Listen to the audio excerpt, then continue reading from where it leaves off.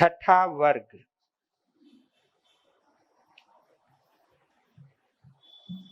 पहले हम सभी भगवान की मूल वाणी का स्वाध्याय करते हैं।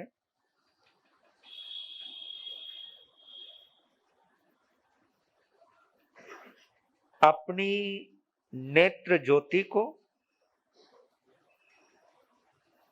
धन्यवाद दीजिए, अपने सम्यक दर्शन को धन्यवाद दीजिए, अपने अंतराय कर्म के क्षोभशम को धन्यवाद दीजिए,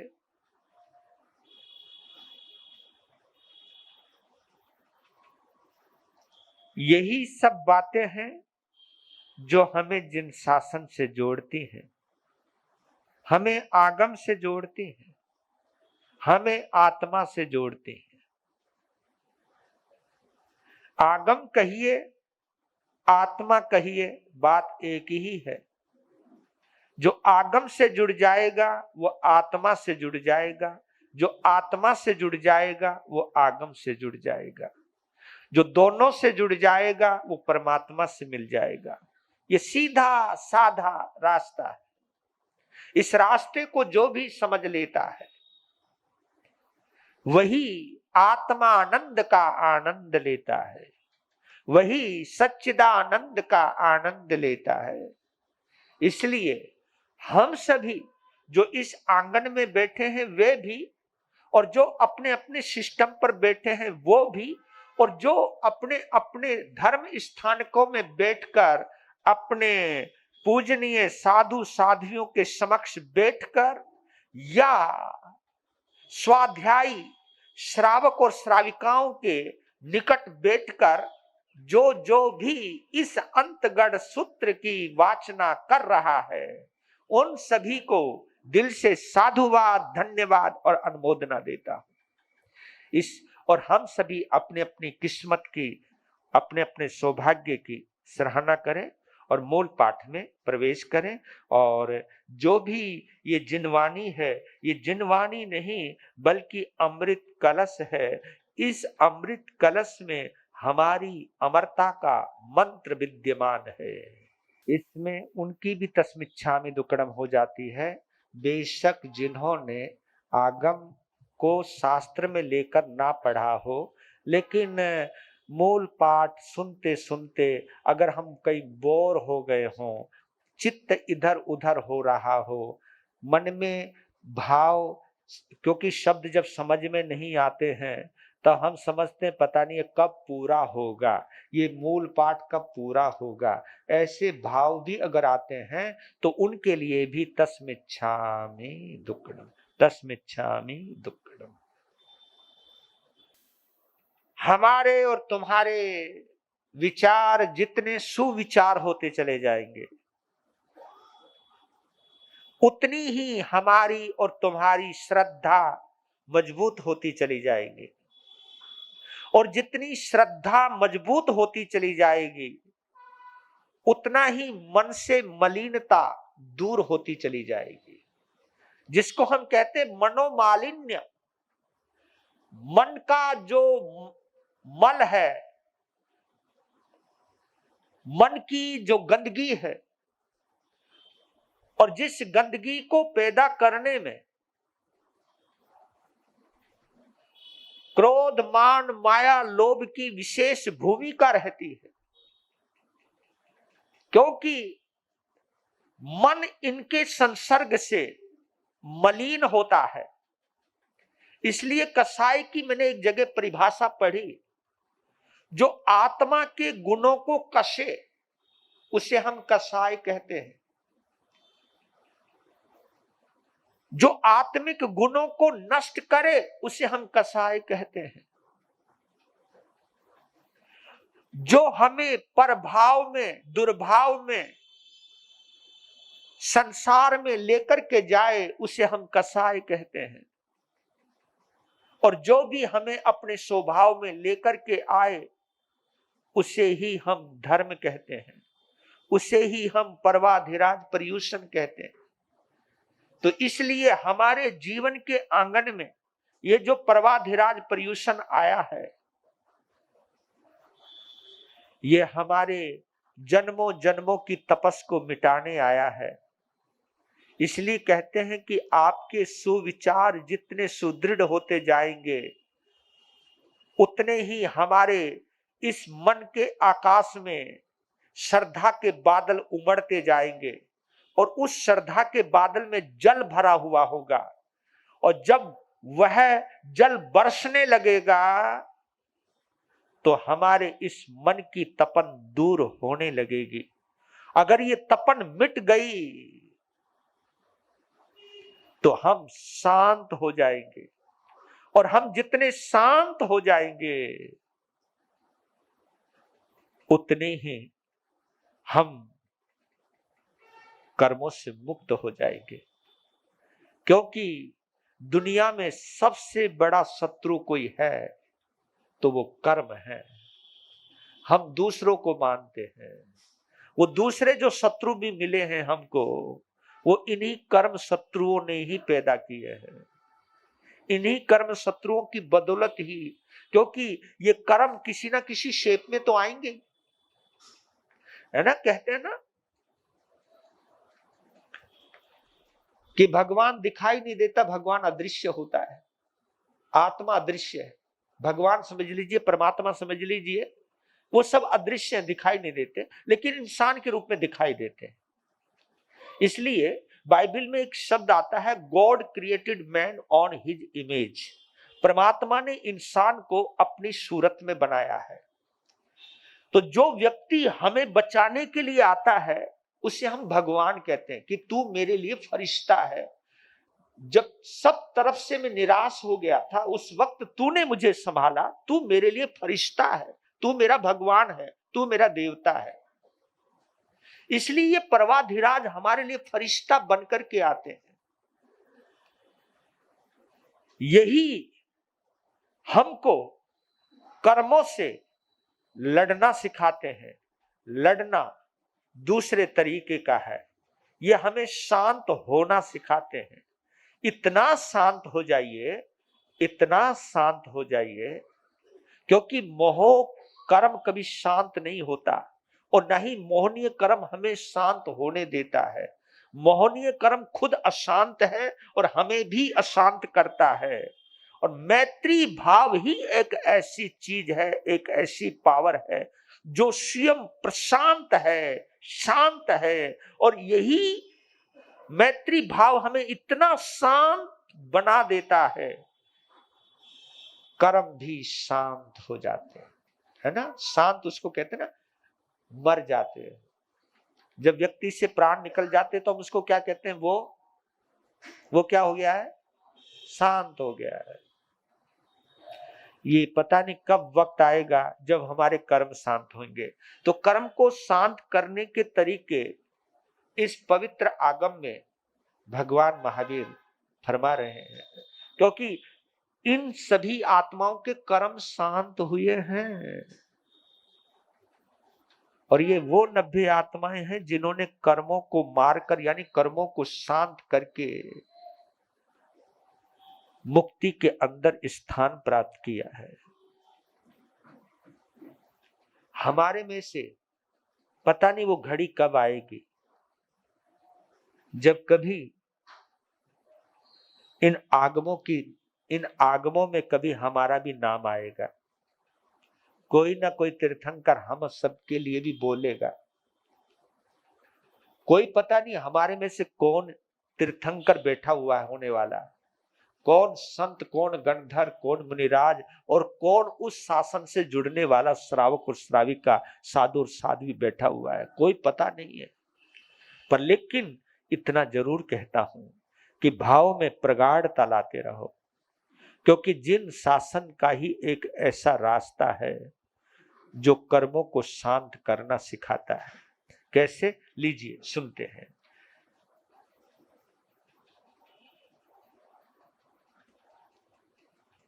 पहले तो नमन कर लेते हैं आर्य जम्बू स्वामी को कि जिनकी बदौलत हमको ये आगम मिले, क्योंकि एक बार पुनः उपस्थित हुए हैं अपने सदगुरुदेव सुधर्मा स्वामी के चरणों में जम्बू स्वामी प्रणाम किया, वंदन किया, नमन किया और विनय आसन में अपने आप को स्थित किया।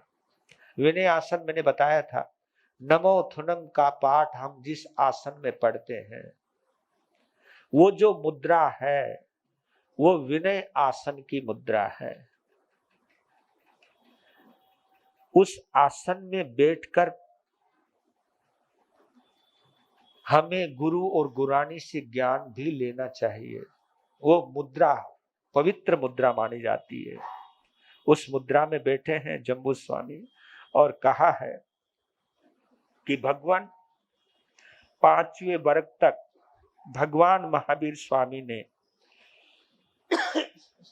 आप श्री को जो फरमाया वो आप श्री के मुखारबिंद से सुनकर मुझे परम तृप्ति हो रही है। पर लेकिन उसी तृप्ति के साथ एक और जिज्ञासा हो रही है कि छठे वर्ग में भगवान ने आपको क्या फरमाया, उसे फरमाने की कृपा करें। अपने शिष्य जम्बू स्वामी की पिपासा युक्त जिज्ञासा को अनुभव करते हुए फरमाना शुरू किया है। सुधर्मा स्वामी ने कहा कि जम्बू,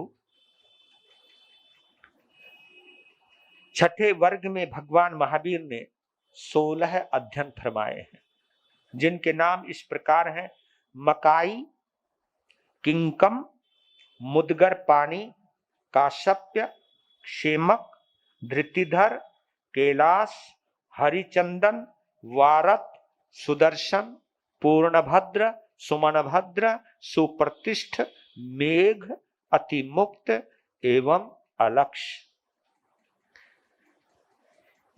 तब कहा कि भगवान प्रथम अध्ययन में क्या भाव है सो फरमाने की कृपा करें। तो कहा कि उस काल उस समय में जिस वक्त भगवान महावीर सदैह शरीर के साथ यानी अरिहंत अवस्था में इस धरती पर विचरण कर रहे थे, उस वक्त राजगृही नाम का एक सुंदर नगर था। नगर के ईशान कोल में गुणशील उद्यान था। उस वक्त जिस वक्त भगवान महावीर इस धरती पर विचरण कर रहे थे, उस वक्त राजा श्रेणिक राजगृही नगरी पर राज्य कर रहा था। उनकी चेलना नाम की रानी थी और उसी राजगृही नगरी के अंदर मकाई नाम का एक सुप्रतिष्ठित गाथापति निवास करता था। भगवान महावीर का आगमन हुआ उस गुणशील उद्यान में, और आप ये भी जानते होंगे गुणशील उद्यान में भगवान महावीर के एक नहीं, दो नहीं, 14 चातुर्मास हुए। कितने? 14 चातुर्मास हुए।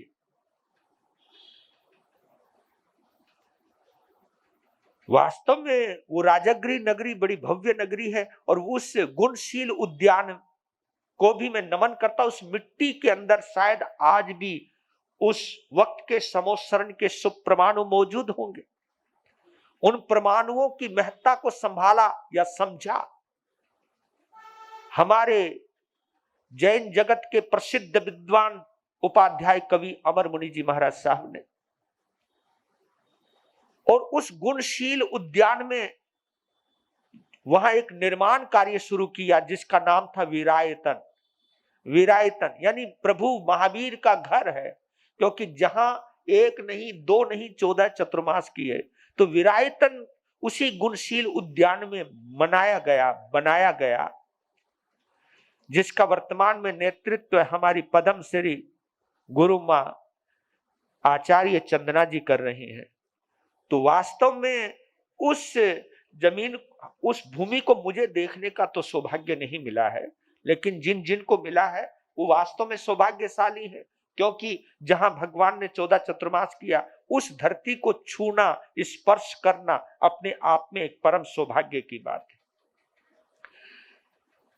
तो भगवान महावीर का आगमन होता है वहां धर्म तीर्थ समोत्सरण में उपस्थित होता है, और उसी समोत्सरण में मकाई नामक गाथापति आता है, भगवान का उपदेश सुनता है।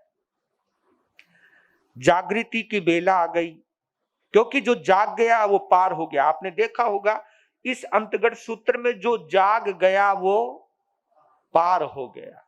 जो जाग, जब आते तो बहुत होंगे लेकिन जागता तो कोई कोई है।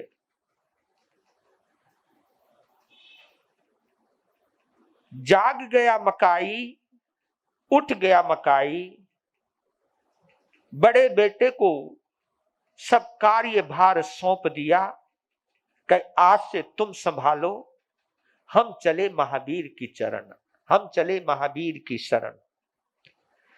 तो 1000 लोग उठाए ऐसी शिविका पर उनका वो आखिरी दीक्षा की यात्रा निकाली गई, धूमधाम से दीक्षा हुई और वस्त्र आभूषण उतार करके भगवान के चरणों में अपने आप को समर्पित किया। 5 समति 3 गुप्ती 9 बार सहित ब्रह्मचर्य की आराधना करते हुए उन्होंने सामायिक से लेकर के 11 अंग पर्यंत तक ज्ञान अध्ययन किया और भिन्न भिन्न प्रकार की तपस्या करके अपने कर्मों को नष्ट किया, और अंतिम समय में विपुल गिरी पर्वत पर 1 महीने का संथारा लेकर अपने आत्मा को हमेशा कर्म बंधन से मुक्त कर दिया। जन्म मरण यानी 4 गति 84 लाख जीवा योनियों से इस आत्मा को बचाकर सिद्ध शिला पर विराजमान किया। इसी प्रकार किंकम गाथापति का सेम वर्णन है। आज जो विशेष वर्णन आएगा मुदगर पाणी, इसको हम थोड़ा समझ लेते हैं। आज यही एक वर्णन है कि वही राजगृह नगरी, ईशान कोण में गुणशील उद्यान, राजा श्रेनिक और महारानी चेलना, उस नगर राजगृह नगर में एक अर्जुन माली नाम का एक माली रहता था। अर्जुन नाम का माली रहता था जो बहुत समृद्धशाली था, और उसका भी अपना नाम था। उसकी पत्नी जिसका नाम बंधुमती था, उस बंधुमती के सौंदर्य की चर्चा भी उस राजगृह नगरी में हुआ करती थी। मतलब हर तरह से वह संपन्न था। एक तो खूबसूरत था वो अर्जुन माली, खूबसूरत बीबी भी थी, उसकी धर्मपत्नी भी थी, और ऐश्वर्यशाली भी था। बहुत ऊंचा भवन था, मोटी कमाई थी, और उसका उद्यान पुष्प वाटिका बहुत प्रसिद्ध थी। जब भी कोई राजगृह नगरी में कोई मेहमान आता था तो अपने मेहमान नवाजी के लिए लोग अर्जुन माली की पुष्प वाटिका दिखाने के लिए ले जाया करते थे। तो इससे आप अंदाजा लगा सकते हो कि उसकी पुष्प वाटिका कितनी खूबसूरत थी, कितने प्रकार के पुष्प हुआ करते थे, और कितने करीने से सजाया था उसने उस पुष्प वाटिका को। जो भी कोई देखता था तो ऐसा लगता था जैसे धरती पर नंदन वन उतार दिया। वो नंदन वन जिसमें देवी देवता रमण करते, क्रीड़ा करते। तो इतना आप अंदाजा लगा सकते हो। उस बगीचे के निकट अर्जुन माली के दादा परदादा वंश परंपरा से चला आने वाला एक अत्यंत प्राचीन यक्षायतन था। मुदगर पाणी यक्ष का एक मंदिर था, और वो भी बहुत विशाल था।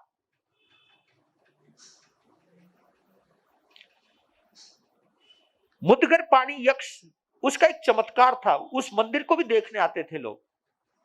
प्रतिमा छोटी सी थी और वो भी लकड़ी की, प्रतिमा छोटी सी वो भी लकड़ी की, और उस लकड़ी की प्रतिमा के हाथ में 56 किलो का मुदगर, 56 किलो का मुदगर, लकड़ी की प्रतिमा, छोटी सी प्रतिमा, और उसके हाथ में एक पल सहस बोलते हैं यहां पर, जिसका परिमाण निकाला है 56 किलो, 56 केजी, 56 किलो का मुदगर। लोग देखते अचंभित हो जाते थे, क्या चमत्कार है, क्या चमत्कार है। एक लकड़ी की प्रतिमा और उसके छोटे से हाथ में वो इतना बड़ा मुदगर, मुदगर भी पता नहीं 6-7 फुट का होगा, इतना बड़ा मुदगर, और एक छोटी सी लकड़ी की प्रतिमा लेके बैठी हुई है। तो लोग आश्चर्यचकित हो जाते थे और इसको वो चमत्कार मानते थे, उसे जिंदा यक्ष समझते थे और उसकी वो पूजा करते थे।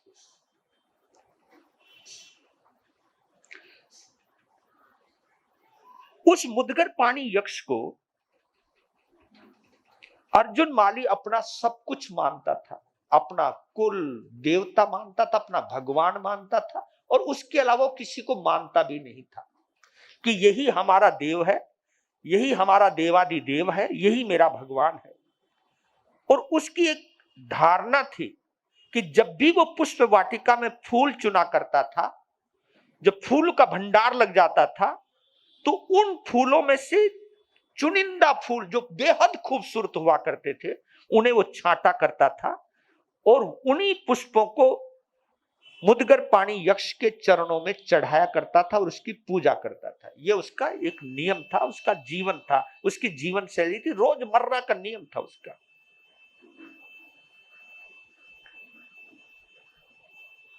उसी राजगृह नगरी में, अब ये देखिए, राजा की वर्णन आ गया है, अर्जुन माली का भी वर्णन आ गया है, और वहां एक वर्णन और है कि उसी राजगृह नगरी के अंदर एक मित्र मंडली निवास करती थी, जिस मित्र मंडली का नाम था ललिता गोष्ठी। ललिता गोष्ठी, उसमें बड़े बड़े सेठ भी थे और मदमस्त युवा भी थे।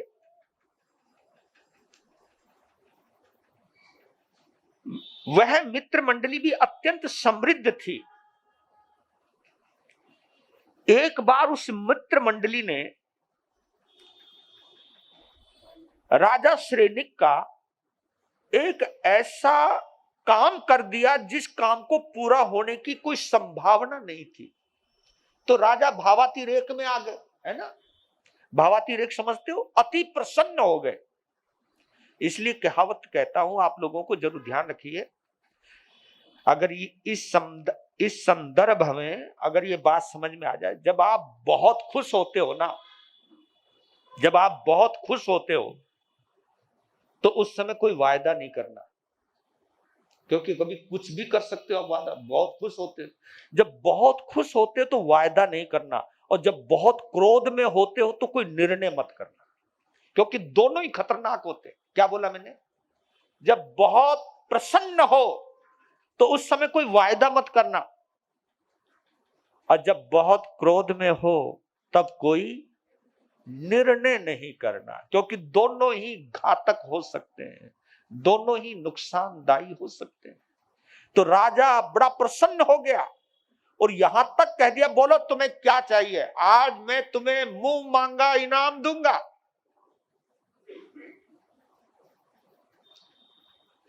तब उन छहों ने एक बात कही, नहीं, उस मित्र मंडली के सदस्यों ने एक बात कही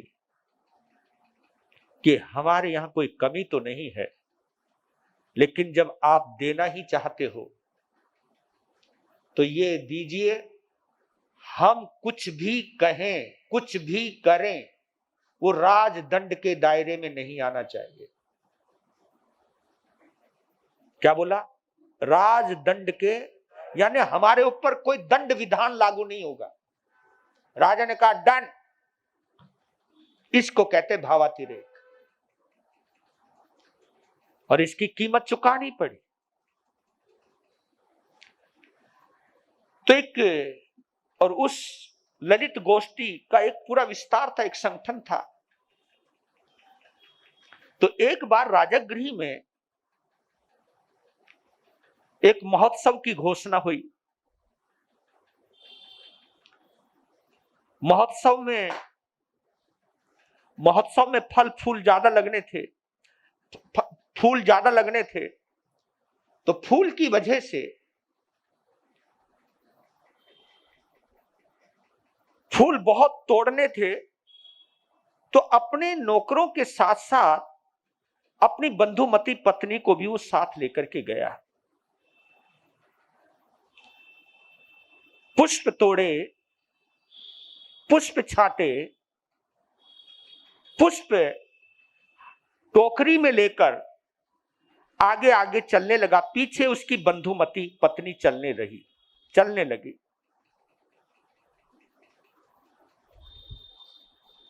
तो उसी वक्त ललित गोष्ठी के 6 सदस्य उस पुष्प वाटिका में घूमने के लिए आए हुए थे। उधर से सूरज निकल रहा है, उधर से अर्जुन माली अपनी पत्नी के साथ आ रहा है, थोड़ा सा घूंघट हटा हुआ है। तो उन 6 सदस्यों की नजर बंधुमती के सौंदर्य पर पड़ी। उस सौंदर्य ने उनकी खोपड़ी खराब कर दी। कुछ अंदर से निर्णय लिया कि ये मंदिर तक पहुंचे, इससे पहले हम पहुंच जाएं। तो मंदिर का बड़े कपाट थे, 3 सदस्य इस कपाट के पीछे, 3 सदस्य इस कपाट के पीछे छुप के खड़े हो गए। योजना बना ली और वो निर्द्वंद निश्चिंत अपने भगवान के भरोसे अंदर चला आया। प्रतिदिन की भांति फूल अर्पित किए और खुद साष्टांग प्रणाम करने के लिए लेट गया। जैसे वो साष्टांग प्रणाम करने के लिए लेटा, वैसे वो छांव के छांव निकल करके उसको वहीं की वहीं दबोच लिया और मोटे रस्से से उसके पांव को, उसके हाथों को वहीं बांध कर गिरा दिया और बंधुमती को पकड़कर उसके साथ दुराचार का सेवन करने लगे। यह दृश्य जब देखा तो तड़फ उठा अर्जुन माली। अपने आप को किसी तरह से उलट पलट करके मुदगर पाणी यक्ष के समक्ष अपनी आंखों को लेकर के आया और वहां आवाज गूंज रही है जो आवाज होती होंगी, पर लेकिन ध्यान केंद्रित किया उसने अपने यक्ष के ऊपर। लेकिन आज उसकी आंखों में आंसू आ गए। कहा कि तुझे हमारे दादा परदादा पूजते हुए आ रहे हैं, उन्होंने हमारे खून में एक ही बात जमाई है कि यही तुम्हारा रखवाला है, यही तुम्हारा पालनहार है, यही तुम्हारा फरिश्ता है, यही सब कुछ है। लेकिन आज मुझे संदेह हो रहा है कि तेरे इस पवित्र मंदिर में आज ये कांड हो रहा है और तू निश्चिंत बैठा है। तेरे भक्त पर आपदा आई, तू शांत बैठा है। आज मुझे संदेह नहीं, मैं निश्चिंत हो चुका हूं कि तू कोई देव नहीं, कोई यक्ष नहीं, तू केवल लकड़ी की प्रतिमा है। धिक्कार है, आज तक तुझे मैंने भगवान की तरह माना, लेकिन आज पता चल गया कि तू कुछ भी नहीं है, और सिर पकड़ करके जमीन पर पटकने लगा। यक्ष ने जब अपने भक्त के इस आर्तनाद को देखा तो कहते कि यक्ष उसके शरीर में घुस गया जैसे शरीर में घुसा तो मोटे मोटे रस से कच्चे सूत की तरह टूट गए, तड़ाते हुए। जैसे वो रस्से टूटने लगे, वो छेव के छेव भागने लगे। जैसे वो भागे तो अब देखिए अर्जुन माली इस समय यक्ष के आवेश में आ गया है। उठा और वो मुद्गर निकाल लिया, भागने लगा उनके पीछे। आवाज आने लग रही है, वो अर्जुन माली नहीं बोल रहा, बल्कि अर्जुन माली की जबान से यक्ष बोल रहा है, कह रहा कि भाग भागो, कहां तक भागते हो, लेकिन आज तुम्हारा अंतिम दिन है। ये कहा और घुमाया मुद्गर और एक ही झटके में उन छहों की गर्दनें काट के दूर कर दी और वो पड़े जमीन पर। थोड़ी देर वो छेव के छेव छटपटाए, शांत हो गए और उसके बाद बंधुमती की भी हत्या कर दी। यहां पर एक सवाल पैदा होता है कि इसमें बंधुमती का दोष क्या था जो अर्जुन माली ने उसकी हत्या करी। लेकिन पहली बात समझ लीजिए, अर्जुन माली का शरीर काम कर रहा है, मस्तिष्क काम नहीं कर रहा है। अब वो देवाधिष्ट है, यक्षाविष्ट है, यक्ष के अधीन है। अब वो जो उसे अच्छा लगेगा वही करेगा। इसलिए उन्होंने 1141 हत्या करी है तो पर, लेकिन उनकी निकाचित कर्म नहीं बंधा उनका। इसलिए नहीं बंधा क्योंकि उसके अंदर उनका संकल्प नहीं था। तो उसके बाद प्रतिदिन 6 पुरुष 1 नारी, 6 पुरुष 1 नारी, 6 पुरुष 1 नारी का ये सिलसिला चलने लगा।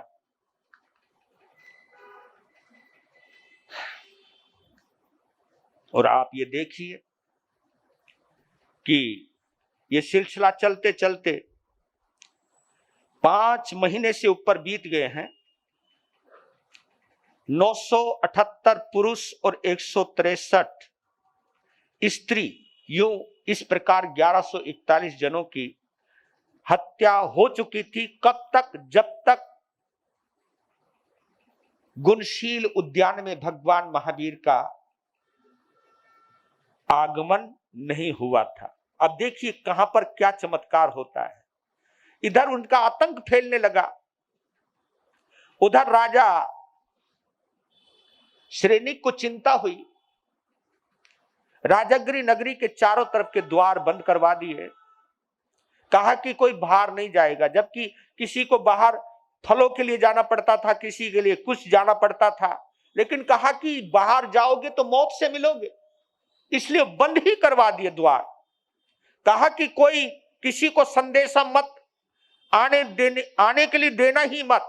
कोई अगर आता है अपनी मर्जी से तो उसका जिम्मेवार मैं नहीं, मुझे अपनी प्रजा बचानी है, तो द्वार बंद कर दिया। उस वक्त भगवान महावीर का पदार्पण होता है।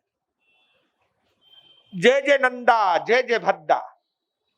ऊपर से देवधुंद भी बजती है, देवधुंद भी राजगृह नगरी के निवासी भी सुनते हैं।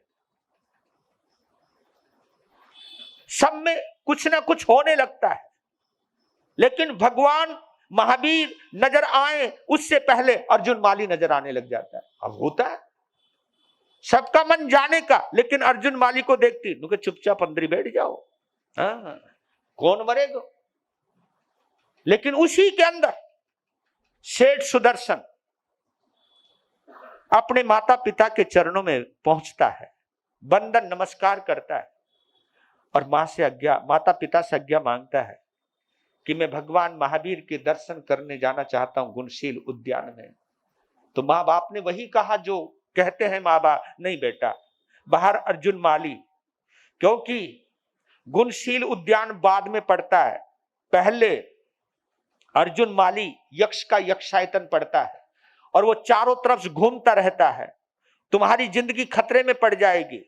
और सुन बेटा, भगवान महावीर तो सर्वज्ञ हैं, सर्वदर्शी हैं, तुम अपने मकान की छत पर जाओ, वहीं से उनको बंधन कर लो, क्योंकि भगवान आपकी वंदना यहीं से स्वीकार कर लेंगे। तब सुदर्शन सेठ कहता है अपने माता पिता को कि आप तो भगवान के सिद्धांत को जानते हो, जितना आयुष्य कर्म है हमने उतना ही रहना है, और भगवान के दर्शन करते करते ये शरीर इस आत्मा को छोड़े तो उस शरीर का भी क्या कहना है। मैं मृत्यु से नहीं डरता मां, और आप मोह ममता में मत पड़िए, मुझे जाने दीजिए। मैं आपकी इजाजत के बिना जा नहीं सकता और मैं जाए बिना रह नहीं सकता। ये दो बातें आगे, मैं आपकी इजाजत के बिना जा नहीं सकता और जाए बिना रह नहीं सकता, आप मुझे आज्ञा दीजिए। ये शरीर भगवान के नाम चढ़ भी जाए तो मेरा सौभाग्य होगा, क्योंकि इस शरीर को एक ना एक दिन तो छोड़ना ही है।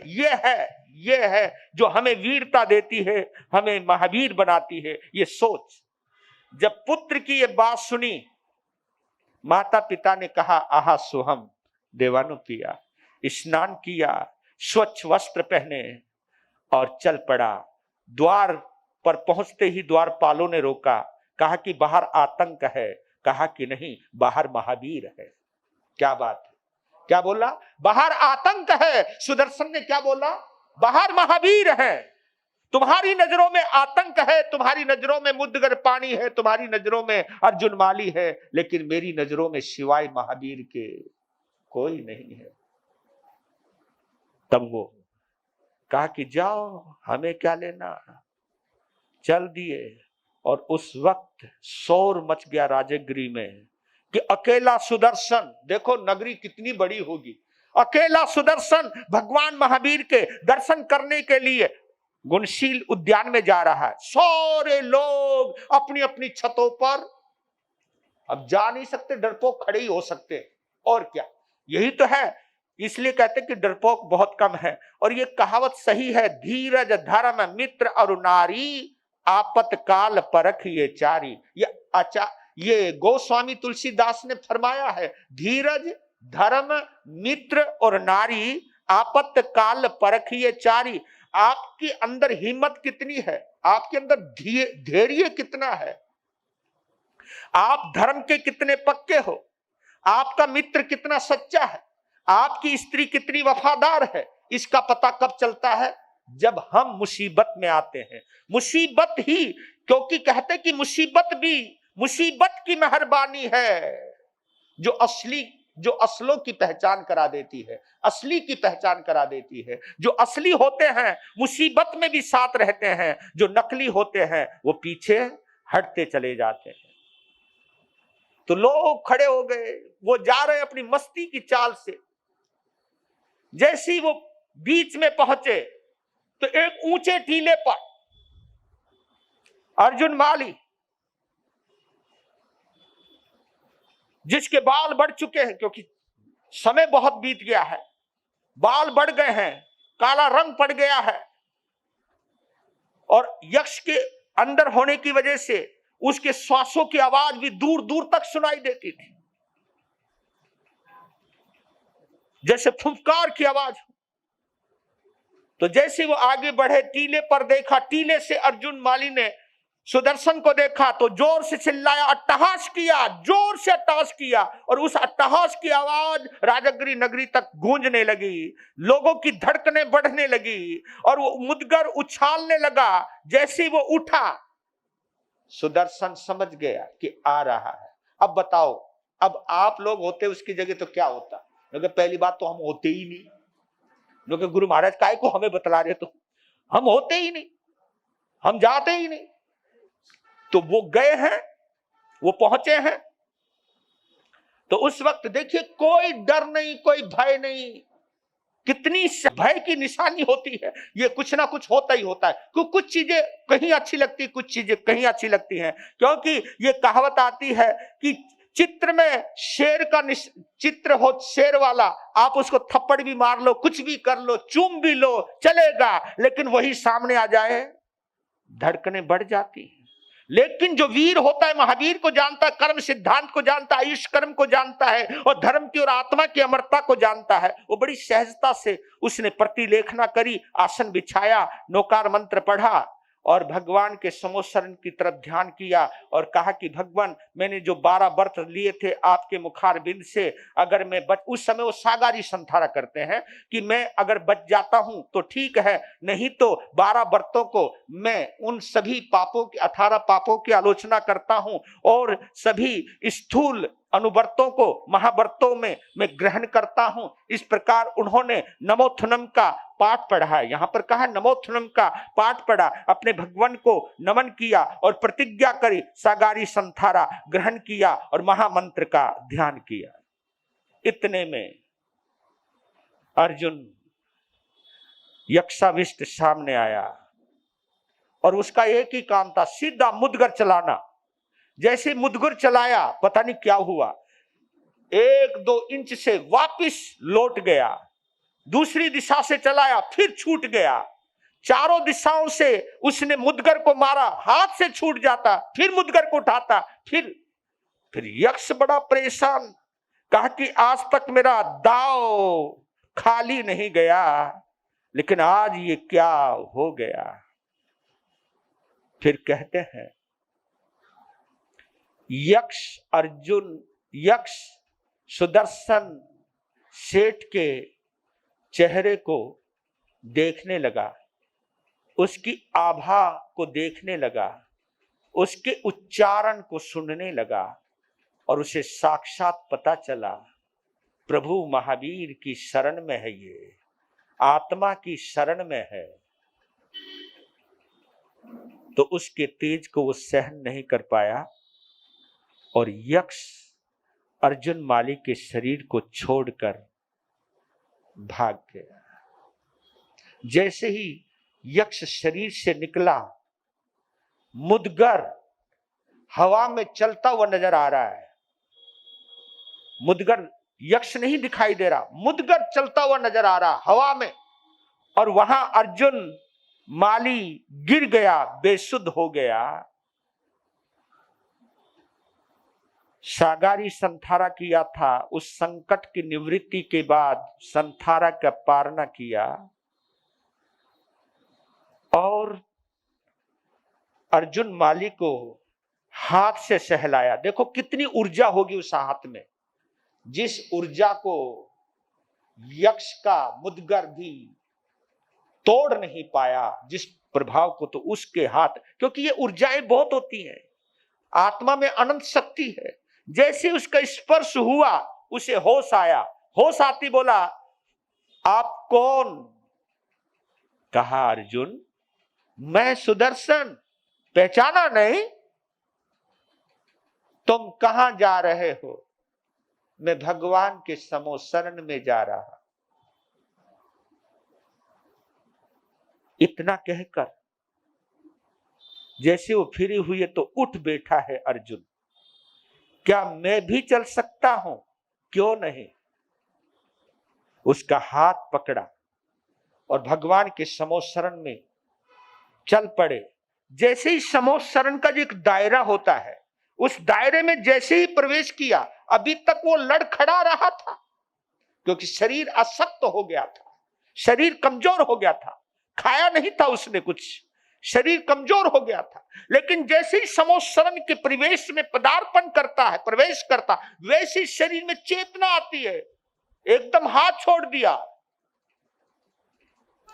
सुदर्शन को कहा अर्जुन माली ने, मैं तो बिल्कुल सही हो गया। कहा कि ये धर्म का प्रताप और भगवान का चमत्कार, ये समोसरण की महिमा है। पहले तो इसने ही दिल दीवाना कर दिया, ऊपर से भगवान की वाणी। मालूम है उस दिन केवल 2 ही जने थे भगवान का उपदेश सुनने। तुम जब 8-10 होते हो ना, कभी कभी मैं सोचता हूं कि मैं भी भगवान से ऊपर तो हूं कम से कम, पर लेकिन आप देखिए उस दिन केवल 2 ही श्रोता थे भगवान की सभा के अंदर, और भगवान ने क्या देशना दी है। और उस देशना को सुनते ही सुदर्शन तो लौट आए, लेकिन अर्जुन उन्हीं का हो गया। अर्जुन ने उठकर के कहा कि भगवान, मैं आपके चरणों में दीक्षा लेना चाहता हूं। भगवान ने एक ही बात कही, आहा सोहम देवानुपिया। दीक्षा उन्होंने पंचमुष्टि लोच किया, स्वयं लोच किया और भगवान ने दीक्षा मंत्र दिया। अर्जुन माली से अर्जुन अनगार बन गए और एक ही संकल्प लिया, बेले बेले पार ना करूंगा। बेले का पहला पारना के लिए अर्जुन अनगार राजगृह गए। राजगृह नगरी में जाते ही क्या तूफान मचा है। तभी तो सोचता हूं कि ऐसी तो बात नहीं, राजगृह में भगवान महावीर के अनुयायी ना हो। भगवान के अनुयायी थे, लेकिन उसके बावजूद भी ये भी नहीं सोचा कि जो ये आ रहा है ये अर्जुन माली नहीं, ये अर्जुन अनगार है। लेकिन जिसके मां मरी होगी, जिसके बाप मरा होगा, जिसका बेटा मरा होगा, जिसके मित्र मरे होंगे, जिसका पारिवारिक जन मरे होंगे, वो अपनी खुंदक को नहीं बचा पाए होंगे। लोगों ने उनके ऊपर, किसी ने हील ना की, किसी ने तर्जना की, किसी ने पत्थर मारे, किसी ने कहा ढोंगी है, पाखंडी है, पता नहीं जो भी चाहा होगा वो भगवान महावीर के लिए भी बोला होगा। हाँ, क्योंकि जो पत्थर मारने वाले लोग होंगे वो भगवान महावीर को भी तो मानने वाले होंगे, लेकिन उनका दर्द भगवान से बड़ा हो गया होगा, तभी तो हील ना की होगी। क्योंकि उस वक्त भगवान का भी विरोध हुआ होगा कि 1141 जनों के हत्यारे को भगवान ने दीक्षा कैसे दी। ये मानसिकता कहीं ना कहीं पहले भी रही होगी, लेकिन उन सब ताड़ना तर्जना को सहन करता हुआ किसी ने आहार नहीं दिया, किसी ने पानी नहीं दिया, वापिस आ गए, दूसरा बेला शुरू कर दिया। भगवान तो वहां से चले गए। अर्जुन माली को ये कह गए, तुम यहीं रहो, यहीं रहो, यहीं से मुक्ति में जाना। फिर धीरे धीरे वक्त आया, कभी आहार के अंदर मालूम है, कभी अन्न मिला तो भोजन मिला तो पानी नहीं मिला, पानी मिला तो भोजन नहीं मिला। कुछ समय ऐसा भी गुजरा और ये समय गुजरते गुजरते 6 महीने बीत गए और फिर 15 दिन का संथारा किया उन्होंने। 6 महीने 15 दिन का ही संयम पाला है। और आप ये देखिए, 6 महीने 15 दिन के संयम को इतनी समता से पाला है जिसका जवाब नहीं। मैं आज इस बात को यहां पर यह कहकर पूरा करना चाहता हूं। एक होती है शिक्षा, दूसरी होती है परीक्षा, एक होती है दीक्षा, एक होती है तितिक्षा। ये 4 शब्द हैं। शिक्षा दिमाग से जुड़ी है, परीक्षा दिमाग से जुड़ी है। जो आप सीखते हो उसे शिक्षा कहते हैं, और उस शिक्षा को जब आप इंप्लीमेंट करें या कहीं कागज पे उतारें या आपके बारे में, उसके बारे में कुछ पूछा जाए तो उसके बारे में जो बताया जाता है उसको क्या कहते हैं हम? उसको हम परीक्षा कहते हैं। जो सीखा है उसे दिखाया जाए, बताया जाए, लिखाया जाए, लिखा जाए, उसे हम परीक्षा कहते हैं। ये मस्तिष्क से माइंड गेम है, ये आपकी स्मृति का खेल है। लेकिन अब आई है दीक्षा। दीक्षा के साथ तितिक्षा। दीक्षा दिल से ली जाती है, दिल से। दीक्षा का खेल दिल से होता है। जो भाव में डूब जाता है, जो संसार को छोड़कर भगवान में झूम जाता है, जो आत्मा रमन करने लगता है, वही दीक्षा लेता है। और जब दीक्षा लेता है तो दीक्षा के बाद तुरंत उसकी तितिक्षा। तितिक्षा कहते हैं सहन शक्ति। आप में सहनशीलता कितनी है, आप में धैर्य कितना है, आप में धीरज कितना है। और ये धीरज जब पराकाष्ठा पर पहुंचता है, ये कब पहुंचता है? जब मोहनीय कर्म कमजोर होता है। और मोहनीय कर्म जितना कमजोर होता जाएगा, आपकी और हमारी तितिक्षा यानी सहनशीलता उतनी ही बढ़ती चली जाएगी, उतनी ही बढ़ती चली जाएगी। तितिक्षा जब पराकाष्ठा पर पहुंचती है तो उसका फल एक ही है, मोहनीय कर्म नष्ट होगा, केवल ज्ञान प्रकट होगा। और केवल ज्ञान प्रकट होगा तो मुक्ति में वास होगा। तो इस प्रकार अर्जुन माली ने 6 महीने में इतने संभाव से कष्ट सहन किया। रे धन्य हो, धन्य हो। उनको देखकर हम तो क्या बड़े बड़े क्रिया संपन्न साधु साध्वी भी सोच नहीं सकते कि उनकी तितिक्षा कितनी गजब की थी, कितनी गजब की थी। हम सब नमन करें अर्जुन अंगार को कि जिन्होंने केवल 6 महीने में संपूर्ण घनघाती कर्मों को नष्ट करके मुक्ति में विराजमान हो गए। बोलिए अर्जुन अंगार की।